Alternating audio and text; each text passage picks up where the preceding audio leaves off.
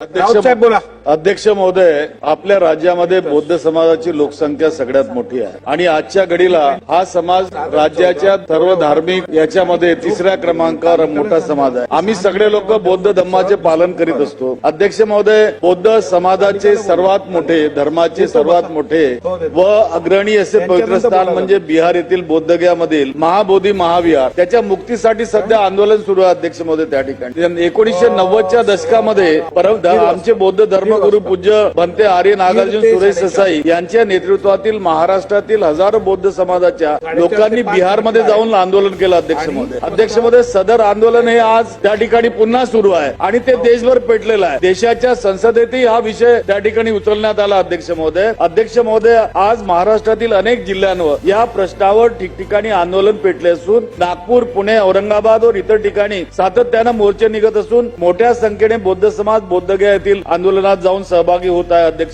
अध्यक्ष महोदय, बसेसमध्ये जाऊन सुद्धा हजारोच्या संख्येने बसेस ह्या बोधगयाला चालले आहेत। अध्यक्ष महोदय, आज 20 मार्चला बोधगया येथील या आंदोलनासाठीला पाठिंबा देण्यासाठी नागपूर येथे मोठ्या संख्येने मोर्चाचं आयोजन झालेलं। अध्यक्ष महोदय, त्या ठिकाणी दीक्षाभूमी ते संविधान चौक असा तो मोर्चा आहे। मला या ठिकाणी निवेदन करायचं अध्यक्ष महोदय, भारतीय संविधानाच्या कलम 25 ते 28 नुसार प्रत्येक धर्माला, जातीला त्यांच्या पवित्र स्थानी पूजा अर्चना करण्याचे अधिकार आहेत आणि हा समाज महाराष्ट्रात मोठा असल्या कारणाने राज्य सरकारनं केंद्र सरकारला या संबंधी हस्तक्षेप करून बौद्धांचं पवित्र स्थान त्यांना देण्यासंबंधी त्याची मुक्ती करण्यासाठी निवेदन करावं, ही माझी विनंती।